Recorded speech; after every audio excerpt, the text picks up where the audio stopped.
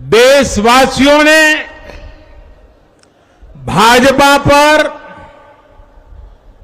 NDA पर पूर्ण विश्वास जताया है। आज की ये विजय